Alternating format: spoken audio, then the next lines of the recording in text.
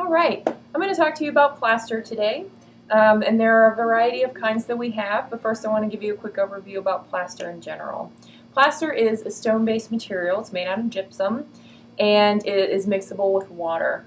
And so it's really easy to use, and it is applicable for a wide variety of things. You can cast it into blocks and carve and sand it. And you can also use it for a bunch of different areas of mold making. You can use it for casting, mother molds, and actual rigid molds to cast flexible materials in, and slip casting in ceramics especially. So it does have a chemical reaction as it's curing, and it generates some heat. So it's definitely a good idea before you start to mix. It'll dry our skin, so a great way to protect your skin as you're mixing is to put some Vaseline on your hands. Vaseline is also a great release property if you're putting plaster up against any other kind of plaster. If you want those two parts to break away, as in a mother mold or anything else in that nature. So let's dive into the different kinds that we carry. First, if anyone is ever asking you for plaster of Paris, that's essentially just a cheap art plaster. This is the smallest amount that we carry, and it's also the least expensive. It is somewhat brittle, so it's not great for mother molds or longevity in your casting, but it's good for arts and crafts project and when you're just kind of getting started. The next one up is, we have two different kinds in these big 25-pound bags. The first one is going to be pottery plaster, and the place where pottery plaster really shines is with slip casting. So it is an extremely porous plaster, so anytime that you cast clay or latex into it, it actually helps to leach out all the moisture in your material to help it dry out faster so that you can demold it. The next one is going to be Hydrocal. And Hydrocal is a really great material for longevity in casting as well as for mother molds. It's very durable and strong, and it's also bright white. So that's going to be essentially your best one if you're wanting to make some really nice casts with a lot of detail or really small parts. And last but not least, we have plaster bandages. Plaster bandages are really the only one that are relatively safe to put on your skin even as they're curing, because they're so thin that they really don't generate as much heat. So that's a really great area where plaster bandages shine. Essentially all you have to do is cut these into strips to the size that'll work for you, dip them in water, run your fingers down them to activate the little plaster bits, and you can just lay them on your form. This is also going to be the easiest way to make a mother mold and the least messy. So those are the different kinds of plasters that we have.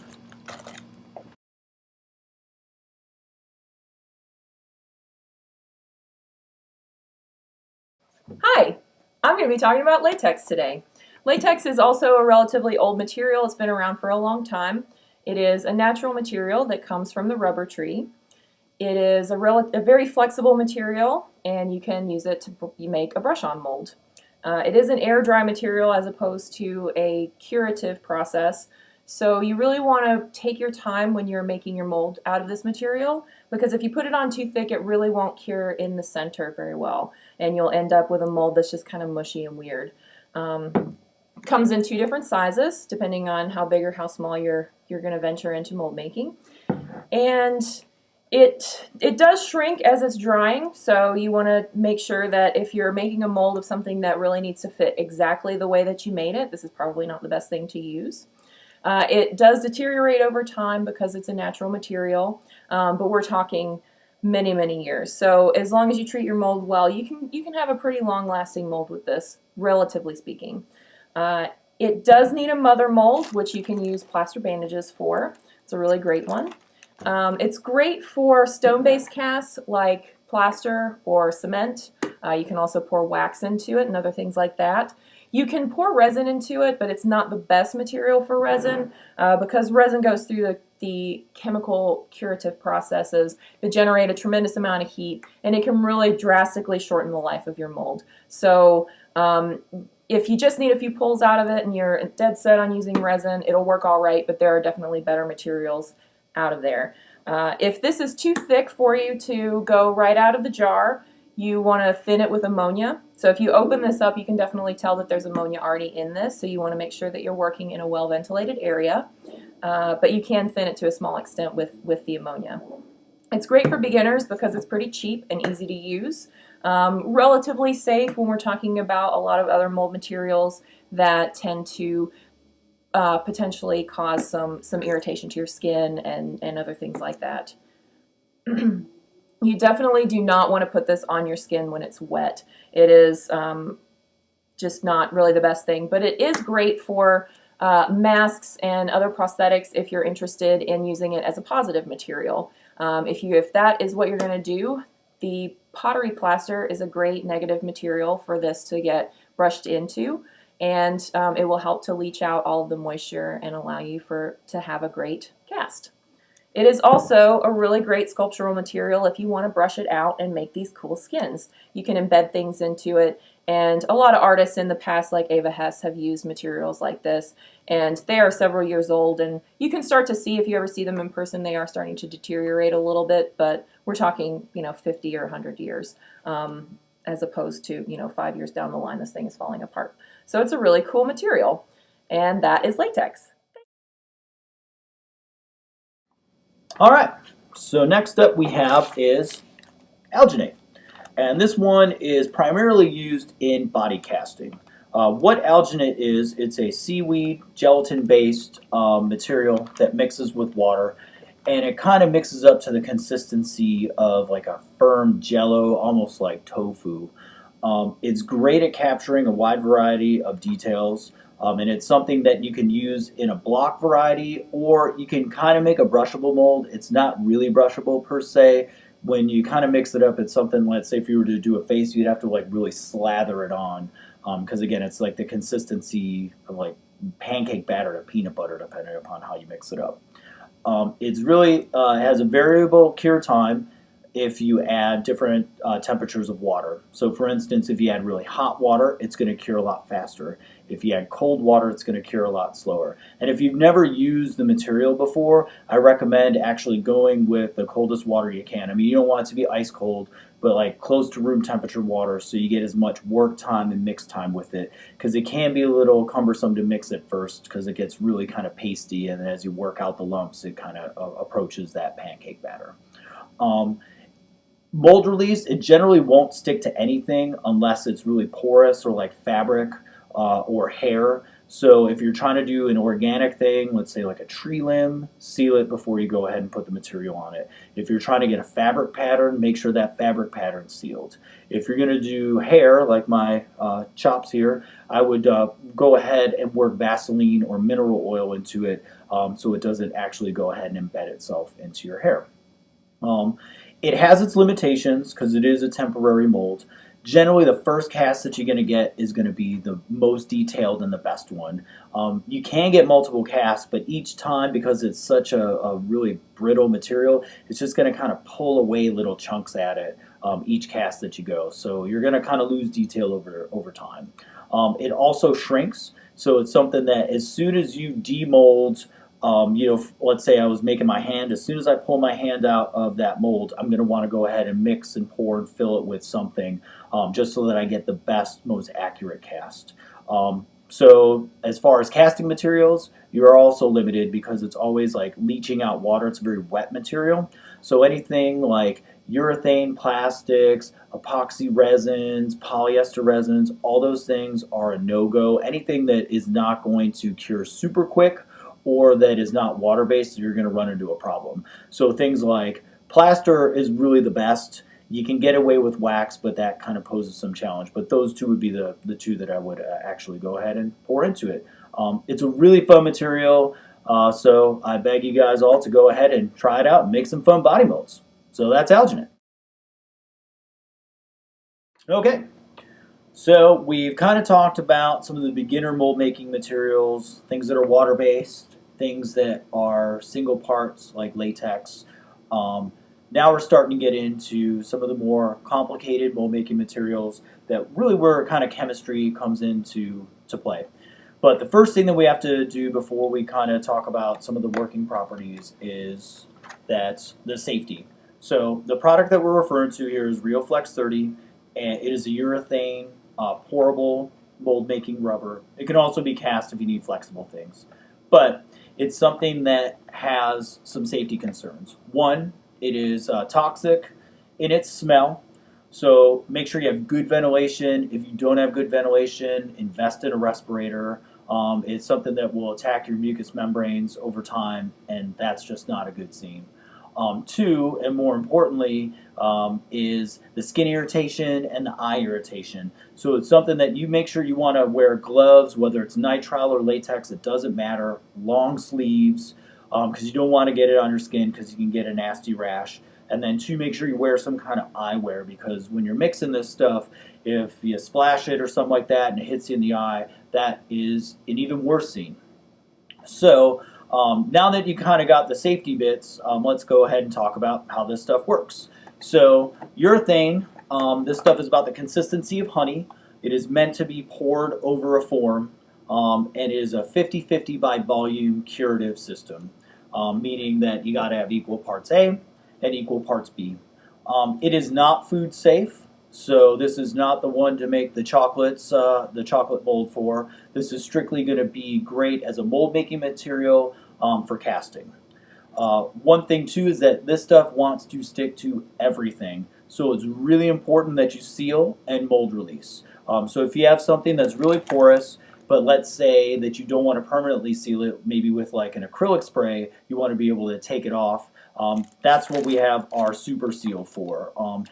This stuff here comes in a little concentrate, so it looks like there's nothing in there, but you just fill it all the way up to the top with water, shake it around, and then you go ahead and you paint it on your form. And then if you want to remove it, it'll actually be removed with water, which is pretty slick. So that is a great sealing agent if you need something temporary. If not, you can use like a clear acrylic spray. Anything that we kind of sell in the spray aisle works really well. But keep in mind the surface. So if you need a matte finish, make sure you do a matte spray. If you need a glossy finish, make sure you do a glossy spray. This guy here is like a satiny finish. And then as far as mold release goes, we have two sprays from Smooth On. The universal mold release is going to be your best bet for urethanes. It is universal to a point, and we'll kind of talk about that later on when we get into silicones. But not only is this a great mold release for urethane molds, it's also a wonderful mold conditioner. With the lifespan of these urethane molds, which are going to be in the 50 to 75 year range, it's something that it's going to maintain that lifespan. It's going to condition the surface and make sure that all your details are going to stay crisp so that your first cast and your 2000th cast are the same. Some things to also keep in mind is that it does shrink nominally, meaning that 0.001% it's going to shrink. So if you have to make something that has to like have working parts, it may or may not be the best mold making material for you, or you may just have to afford for it. The beauty of the RioFlex 30 is that you can make any kind of cast that you would like into it, with the exception of like food-based stuff, which I already talked about. So fast set plastics, epoxy resins, polyester resins, wax, plasters, really the whole gamut of casting materials you can actually go ahead and fill your mold with some wonderful results. So again, don't let the toxicity scare you away. Really great product. You can do some really amazing things with it. So go out and give it a try.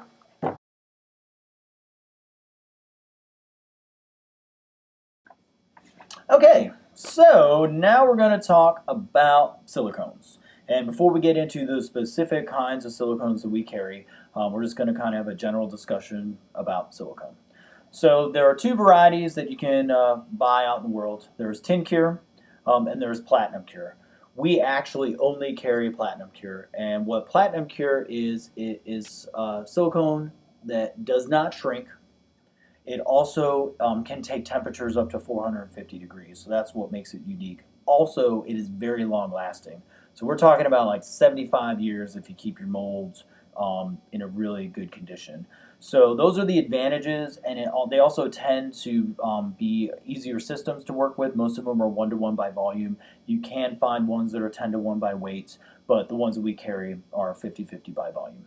The downside of Platinum Cure silicone is that there are cure inhibitors. So unlike in TinCure, which these things will not inhibit curing, In Platinum Cure, they will. So things like latex, things like sulfur-based clays are the two big ones that will cause your mold material not to set up properly. You'll actually keep it into like a weird semi-gelatinous goo, which is never fun.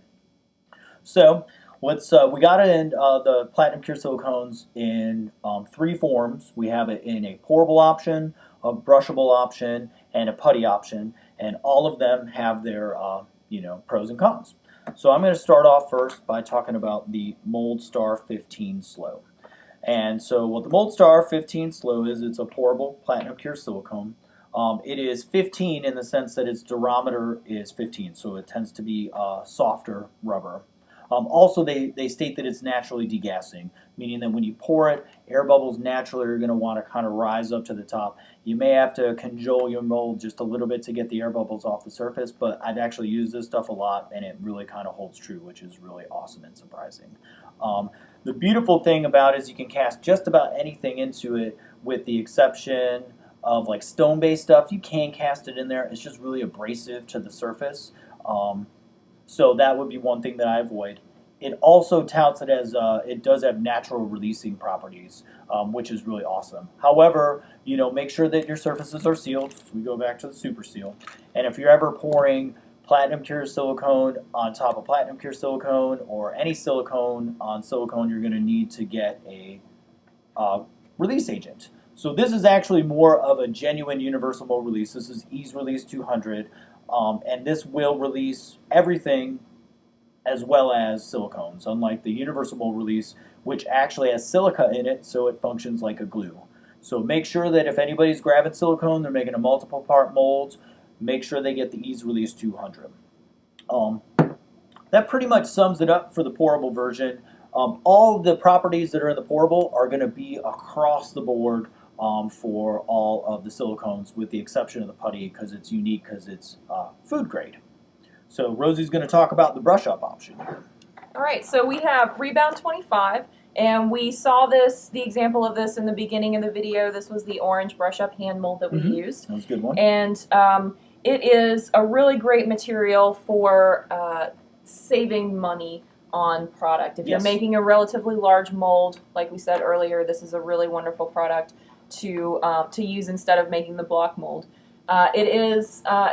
Making a brush up mold is more of an intermediate mold making technique because it does take a little bit more time, but sometimes it can be really your best bet. And that's if you have severe undercuts or just a weird shape that could, if you're making a block mold, could get into more than 2 parts, like 3, 4, 5 parts. Sometimes it's just easier to go with the brushable option. Because it is floppy, you need a mother mold, which you can use plaster bandages, other kinds of things like that. Another note. It also can be sped up with heat, which is really advantageous. And that's true of all Platinum Cure silicones. So especially for the brush up option, as you're making your layers, it tends to kind of sag down, so it's good to have like a heat gun as you're going into and building your layers, and you can just kind of brush and heat gun it, and it's going to go ahead and stay in place and cure a little bit faster, which is another advantage that I forgot to mention about Platinum Cure silicone. Absolutely. And another note about the mold release is that even though all of these silicones have natural releasing properties, and really the only true time that you need to use this is when you're pouring silicone onto other silicone, it's really a good idea to use this when you're casting and on your original form before you start to mold as well, because it just lubricates it a little bit so that it just kind of pops out. If you're kind of pulling against these forms, it will just it can potentially destroy your mold as you're starting to pull things out. So this is just a good idea to use, even though it doesn't really want to stick to anything. And a lot of people are concerned that the mold release is going to take up the details. It does not. No, it goes on very thin. So thin. And if it does take up your details, you've applied way too much mold release. I mean, you literally just got to spritz this thing once, let it dry for 10 minutes, and then you're ready to roll. Cool. So let's get down to the putty. All right. This Alumilite putty is a really unique material. It is the only one that we sell that is FDA approved food safe. So you can use this to make ice molds or chocolate molds, anything that takes up to about 450 degrees, I believe. So that's a really unique thing about this. Also, it has a 20-minute cure time, so it's really great for a super quick mold.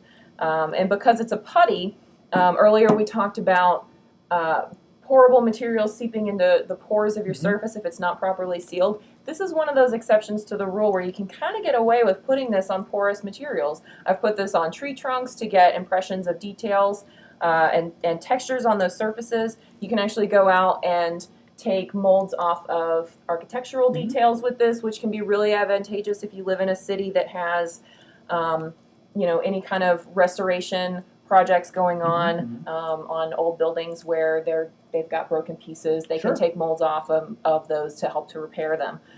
It comes in a couple of different sizes, and it sticks to itself, so you can mix up a small amount of putty at a time, push it onto your form, mix up more, push it onto your form, etc. The one downside, though, is because they turn it into a putty, they actually have to add just a great deal of filler. So what happens is that it tends to rip very easily. So just keep that in mind as you're making your form, and just know that as you cast it a whole bunch of times, just know that it's going to rip and deteriorate.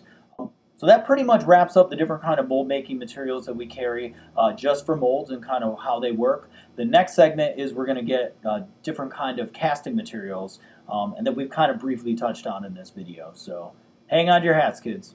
That's silicone.